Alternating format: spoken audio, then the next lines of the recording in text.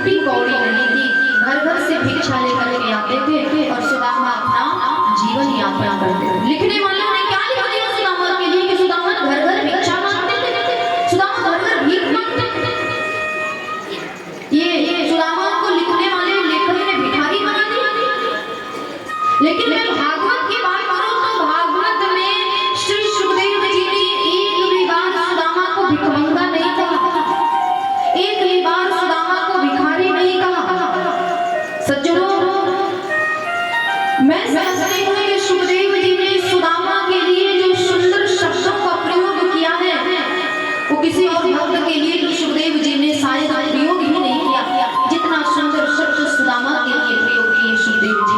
सुदामा भिखमंगा कैसे हो सकते थे? भागवत जी में चर्चा आती है, कृष्णा शीर सखा कश्यप ब्राह्मणो विद्य ब्रह्मणः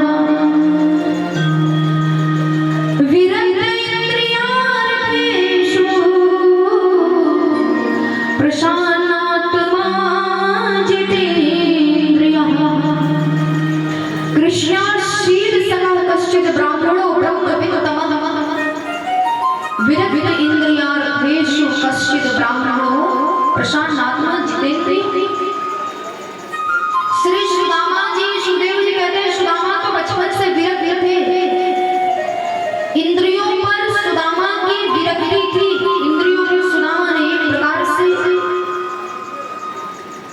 अपने मुंह पर कंट्रोल करके रखा था। सज्जनों, सुदामा के जीवन में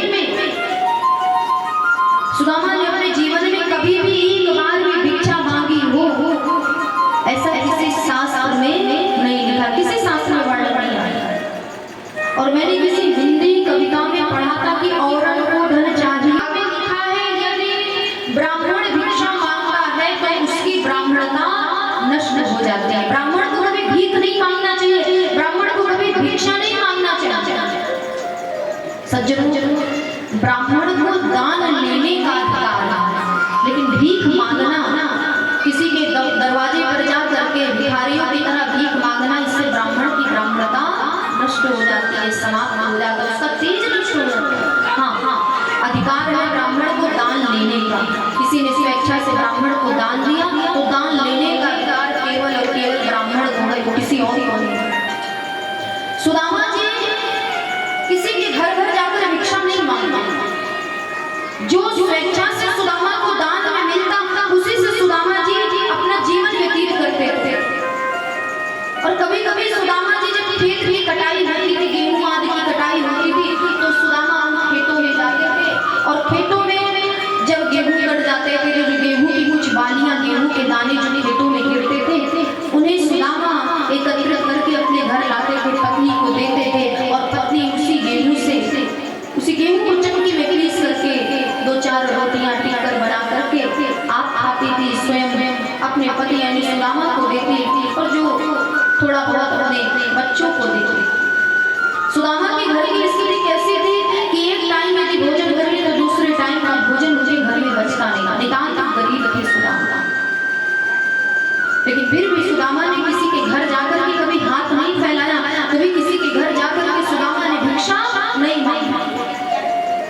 लेकिन कुछ लोग सुदामा को भिखारी कहते हैं, कुछ लोग सुदामा को दरिद्र कहते हैं। अब देखिए, गरीब होना अलग बात है और दरिद्र होना अलग बात है। दरिद्र किसे कहते हैं और गरीब किसे कहते हैं, दोनों में क्या अंतर होता है?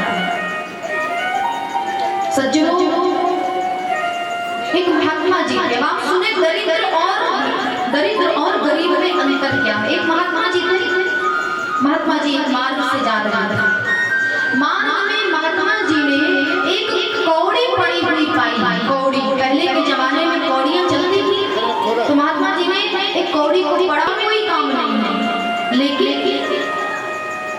यदि हमें कोई दरिद्र दिख गया ना तो ये कौड़ी हम उसी को दे देंगे। अब महात्मा जी मंदिर के द्वार पर गए, मंदिर के बाहर आपको बहुत भिखारी मिलेंगे, भीख मांगने।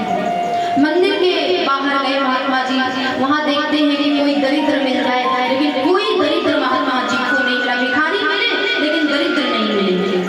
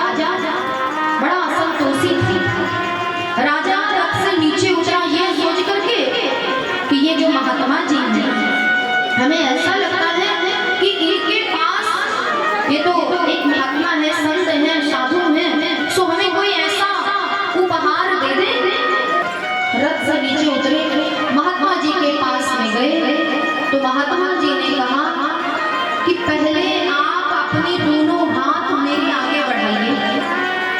अब जैसे ही महात्मा जी ने के सामने में राजा ने दोनों हाथ ऐसे आगे बढ़ाए, उसी समय महात्मा जी ने अपने कमंडल से वो कौड़ी निकाल करके राजा के हाथ पर रख दिया और राजा से कहा, अरे जा, तुझसे बड़ा दरिद्र तो मैंने आज तक अपने जीवन में नहीं देखा, तुझसे बड़ा दरिद्र नहीं देखा।